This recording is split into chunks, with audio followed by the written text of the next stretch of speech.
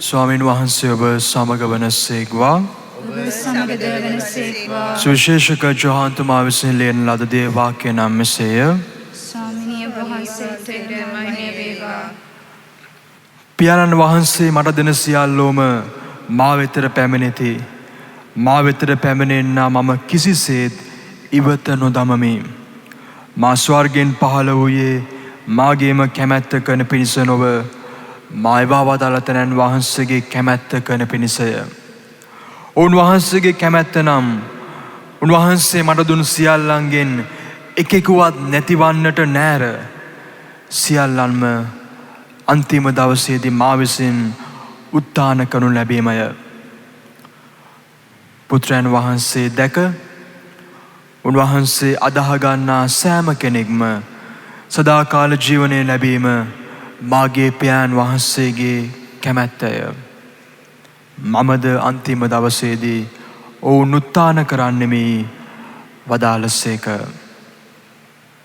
ගැලවීමදායක සුභාරංචිය නම් මෙසේය.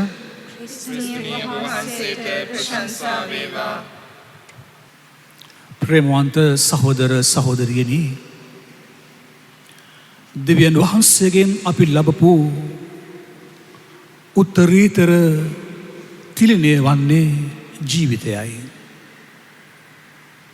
ඒ ජීවිතයත් දෙවියන් වහන්සේ අපට දීලා උන්වහන්සේගේ සුදු සැලැස්මට අනුව අපව විවිධ සේවාවන් සඳහා කැඳවනු ලබනවා.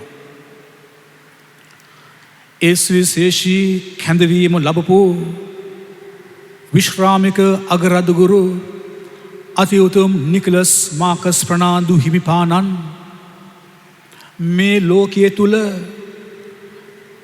තමන්ගේ සේවාව දෙවියන් වහන්සේට ප්‍රසන්නවත් මනුෂ්‍යයාට ප්‍රසන්නවත් සිදු කරමින් සරල චාම් දිවිපෙවතක් තුල ක්‍රිස්තුස් වහන්සේගේ ඒ ජීවිතයට අනුසාරව උන්වහන්සේ මෙලව ජීවත් වුණා. ප්‍රේමවන්ත සහෝදර සහෝදරියනි, කොළඹ අගරදුරු පදවිය මෙහෙවන ඉන්දේරාණන් හැටියට උන්වහන්සේ තමන් වහන්සේගේ ඒ සේවාව ඉෂ්ට සිද්ධ කළේ තමන්ට වැජබෙන්නට ලැබුණු ආභරණයක් තනතුරක් හැටියට නොව ක්‍රිස්තුස් වහන්සේගේ ඒ සේවයේ නායකත්වය ලබා දෙමින් ක්‍රිස්තුස් වහන්සේගේම ජීවිතය ජීවත් කරවමින් හැම කෙනෙකුටම ජේසු වගේම උන්වහන්සේ ආදරය කරමින් තමයි තමන් වහන්සේගේ සේවාව ඉෂ්ට සිද්ධ කළේ. ඒ නිසා තමයි උන්වහන්සේ විශ්‍රාමපත් වුණාම අගරදුගුරු පදවියේ සියලුම පූජා ප්‍රසාදිවරුන්ට උන්වහන්සේගේ ඒ අඩුව හදවතට දැනුනේ. හැම කෙනෙකුටම උන්වහන්සේගේ වටිනාකම පසක් වුණේ උන්වහන්සේ විශ්‍රාමගත වූවාට පසු. සාමාන්‍ය ලෝකයේ ස්වභාවය ඒකයි. අපි අතර අප සමග ඉන්න විට කෙනෙකුගේ වටිනාකම අපට දැනෙනවා අඩුයි. නමුත් උන්වහන්සේගේ වටිනාකම උන්වහන්සේගේ සේවා කාලයේදීත් අපට දැනුණා වගේම උන්වහන්සේ විශ්‍රාමගත් පසු ඒක ගැඹුරින්ම හැම කෙනෙකුටම දැනුණා. ඒ අවස්ථාවේදී උන්වහන්සේ තමන්ගේ කාලයට පෙර ආතුව විශ්‍රාමගත වීමත් උන්වහන්සේගේ ජීවිතයෙන් දුන්නු මහඟු ආදර්ශයක්.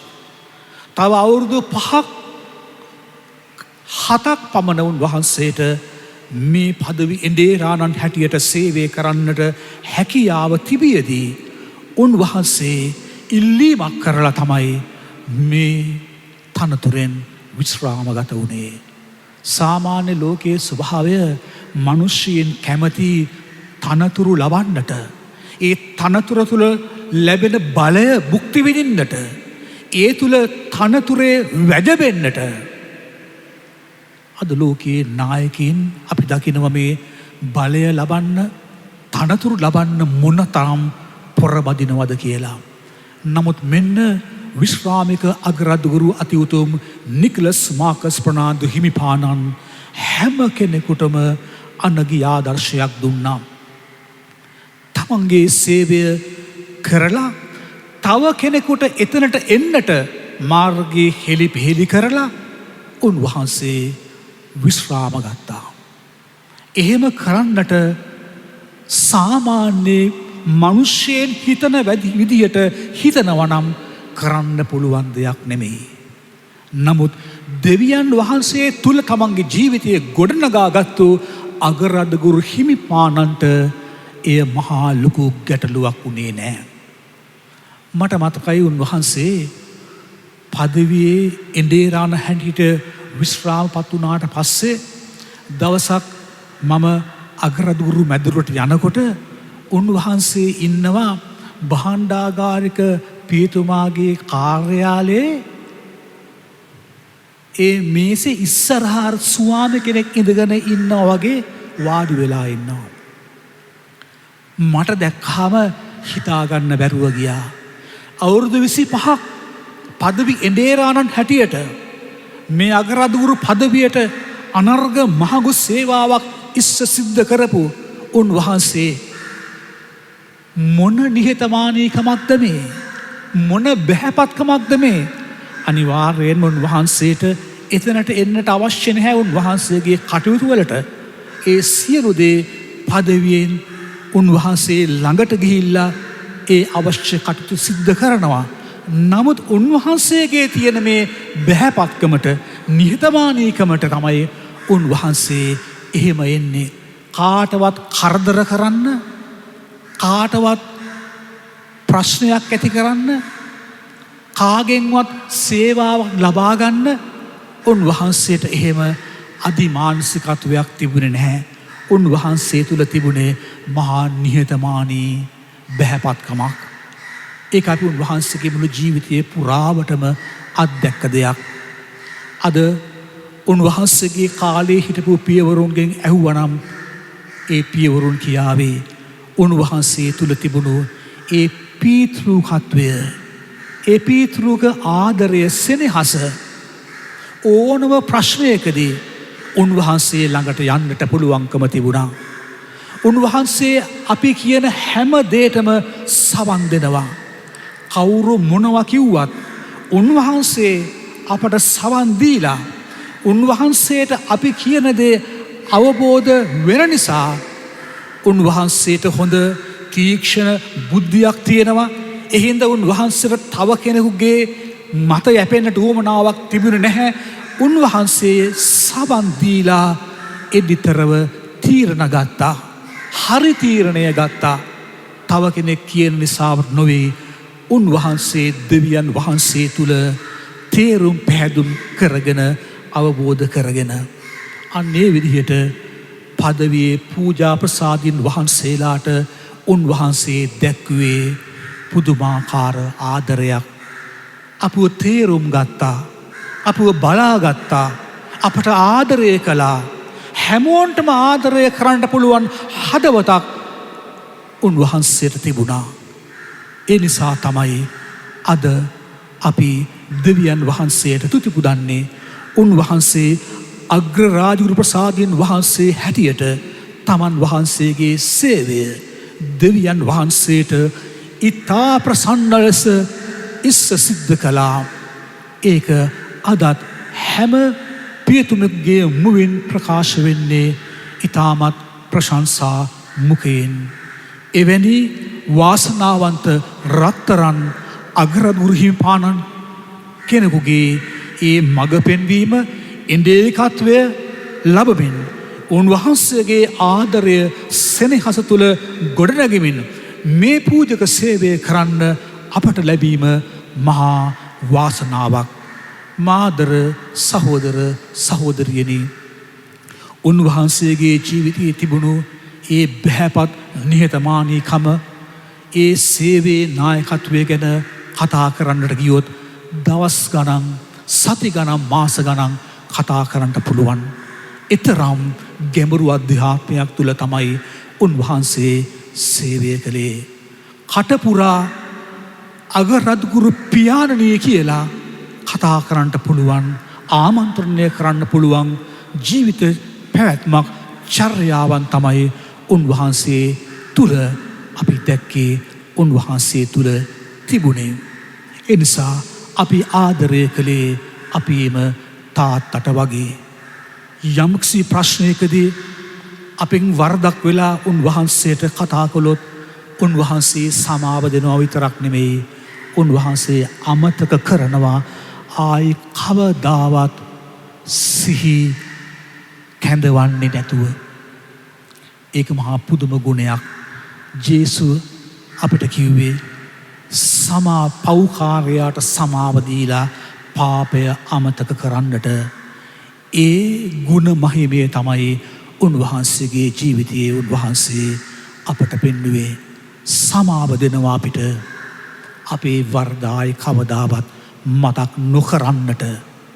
ඒ වගේම උන්වහන්සේ ඉන් පසුව කටයුතු කරන්නේ එහෙම වරදක් නොකරපු කෙනෙක් හැටියට තමයි උන්වහන්සේ පසුව ඒ පියතුමන්ලා වන අප සමග කටයුතු කළේ. මේවා ප්‍රේමවන්තයනි, ගිහි ඔබට සමහර වෙලාවට නොදැනෙනවා ඇති. නමුත් පූජක අපට නම් මේවා මහා මෙරක් වගේ උතුම් වටිනාකම්. අපේ ජීවිතයේ අපි දෙමව්පියන්ගෙන් සහෝදරයකින් සමු අරගෙන මේ පදවියට පැඳිලා දෙවියන් වහන්සේට සේවය කරනකොට ඒ දෙවියන් වහන්සේව අපි දකින්නේ, ජේසුව අපි දකින්නේ අපේ ඉන්දේරාණන් තුල. ඒ ඉන්දේරාණන් තුල ජේසුව දකින්න පුළුවන් වෙනවා කියන්නේ ඒකම තමයි අපි ලබන ලොකුම දේව ආදරය.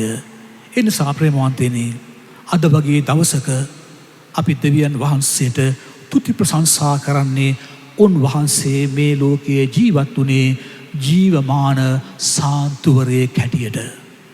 ජීවමාන සාන්තුවරයෙක් හැටියට.